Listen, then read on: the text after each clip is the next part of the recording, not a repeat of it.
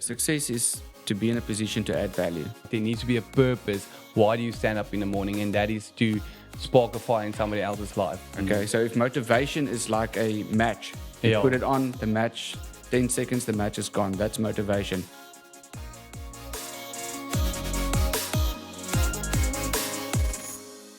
Hey guys, welcome back to another episode of the Bizzin Podcast, your podcast that's focused on business intelligence. With me today, I have CJ Smit.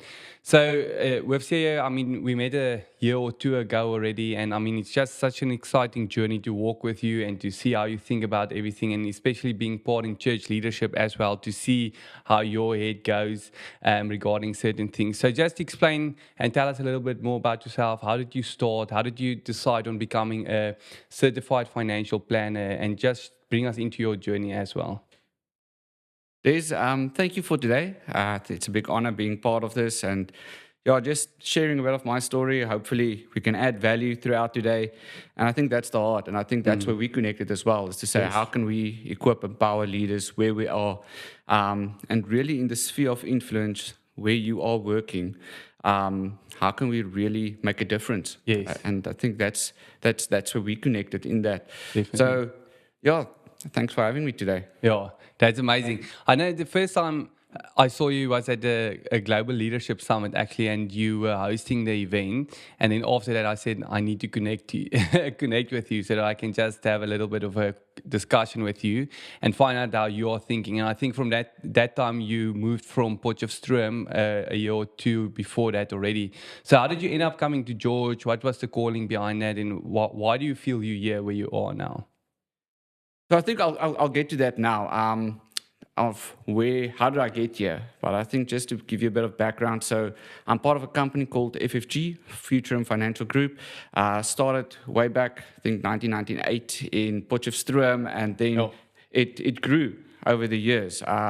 So from Potch, it went to Pretoria, Paarl, Mauritius, and then at the back end of COVID, they recognized that there was a lot of people that actually started to semi-migrate to George.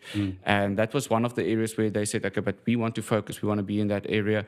And my wife and I got the opportunity to come here and to plant a branch for them.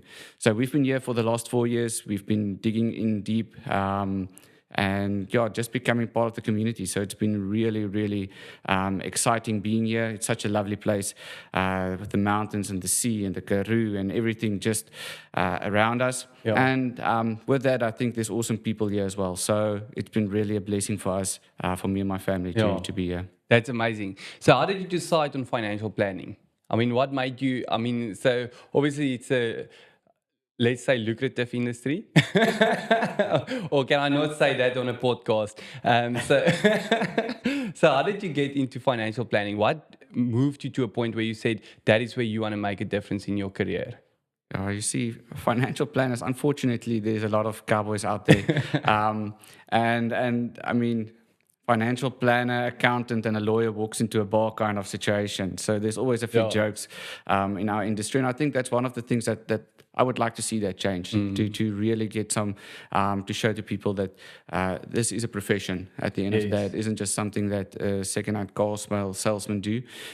So we really want to add value to your financial journey. And so this started actually quite by accident, actually. So after my studies, I actually wanted to go into teaching. And after 3 years of doing my degree, I thought, okay, I'm not going to keep on studying now. I'm first going to work, and then from there, I'll do my studies into teaching.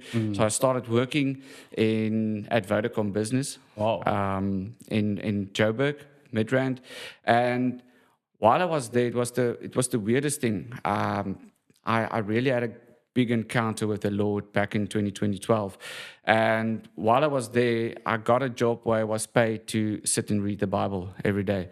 And I say that with a tongue in the cheek, because my work was actually doing when the lines dip, I had to do big reports for DHL and big companies like that, Afrox, on what happened. And it's almost like the post-mortem of why did it go down and what are we doing so that it's never going to happen again and doing that. But I mean, if the lines didn't go down, then I was just there. Yes. And so that was really a point in my life where I was really investing a lot of time in just digging deeper into God's word. Wow. Amazing. But with that said, after 18 months of doing that, it felt like I was starting to become dumb in a certain sense, because there wasn't any purpose. It was great reading the Bible and doing things like that, but there wasn't purpose on where I was going with my life. Yeah. And at some point, I called FFG and I said, okay, I'll do anything. I'll do the afrolwerk. Yeah. You don't even have to pay me. I just need to get some direction. And I started with them in a marketing perspective, in the back office, doing the marketing. The director at the time, Dirk van Skalkwyk, he was living in Potch. I was in Joburg, and we have a Pretoria branch. And he said, no, but come for training to Potch.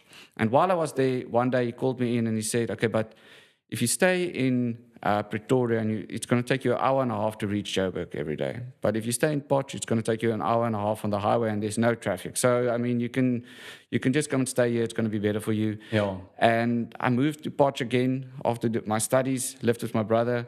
Was awesome.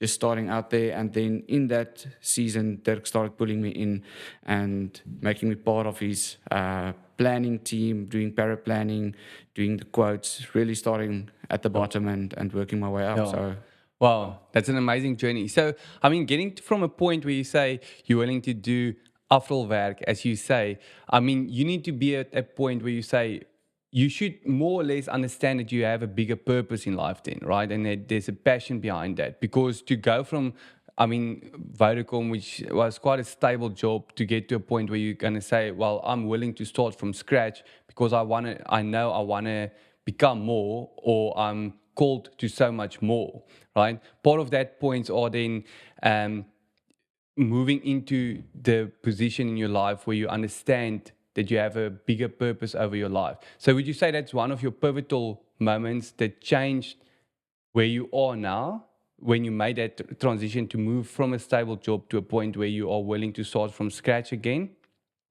In terms of your career, was that one of the important aspects? I think definitely making that move was definitely a catalyst for me in a new direction, actually. Yeah.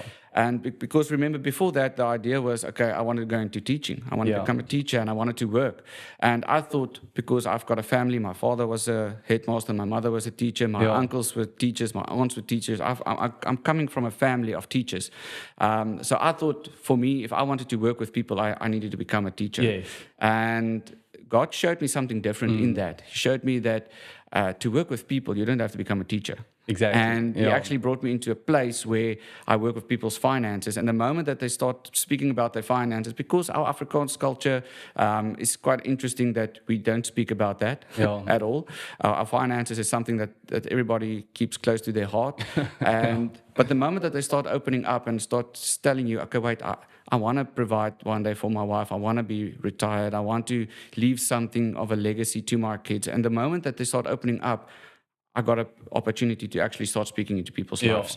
So that was actually an amazing moment where God showed me, you don't have to become what you think. You can just follow me, and I'll help you in that. Yeah, definitely. And I mean, so part of this being your purpose as well, doing financial advising needs to be part of your life, and it's not just 8 to 5 kind of thing. It's an everyday, every moment kind of thing. So how does being a financial planner affect you in the way of how you are a husband and how you are a father to your children?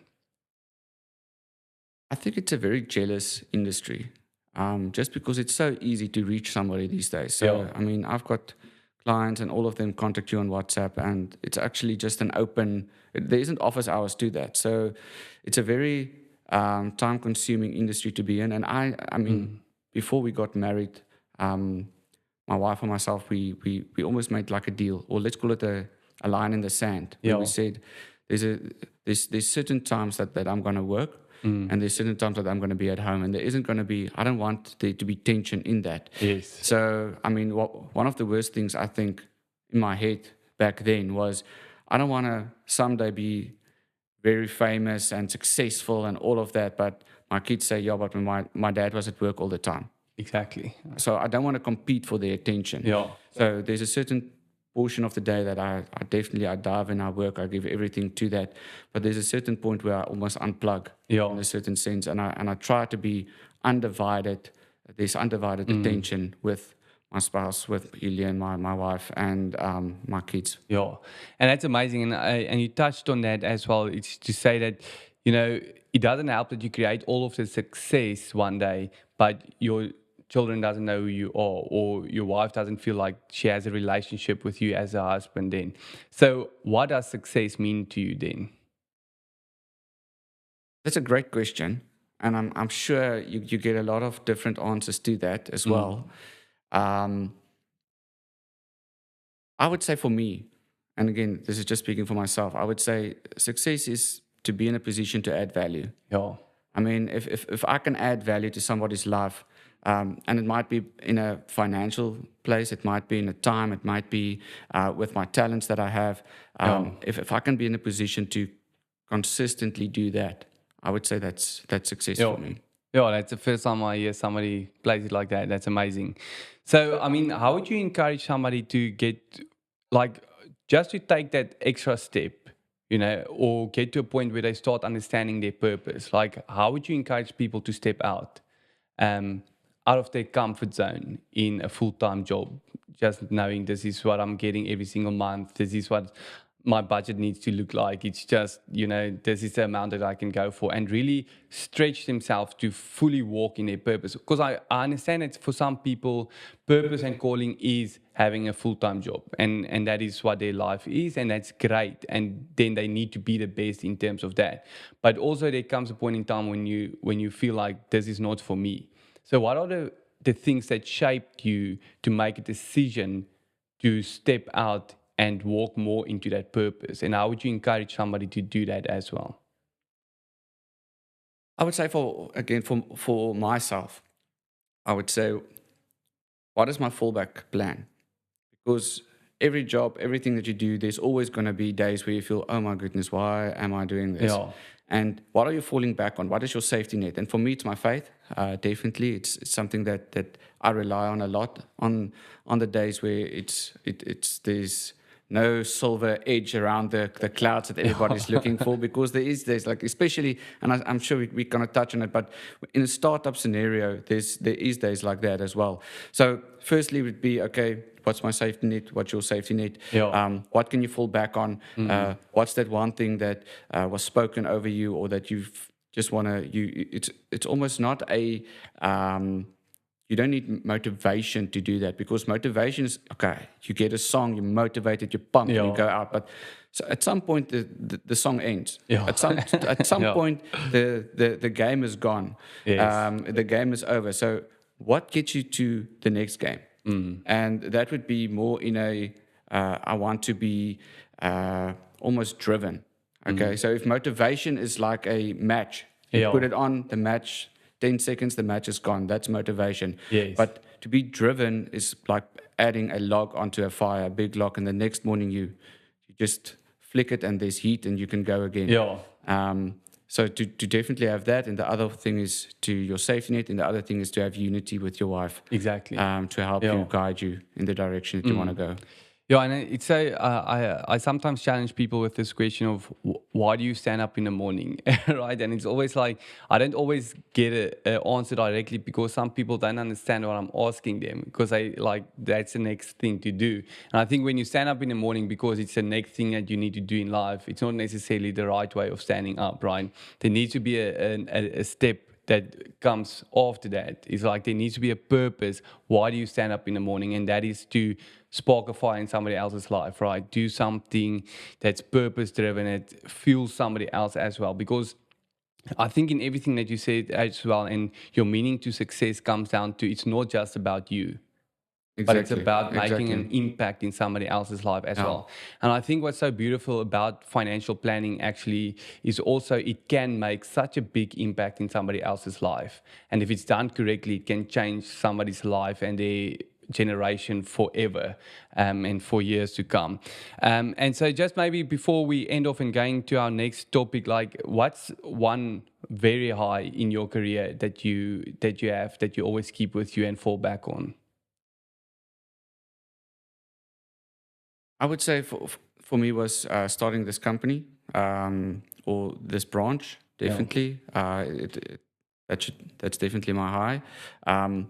Within that, there's definitely some lows. My lowest low was also in starting this company as well. But I think that's part of the journey. I think as a millennial, we want to get the instant gratification. We want to see the end result. We want to be there yesterday already. But part of the journey is the growth in it. So that's the beauty. Amazing. Sia, thank you for being here. And we look forward to our next podcast that we're going to have with you, where we just go a little bit into financial wisdom, risk planning, investments, and retirement. So stay tuned for our next episode with CJ Smit.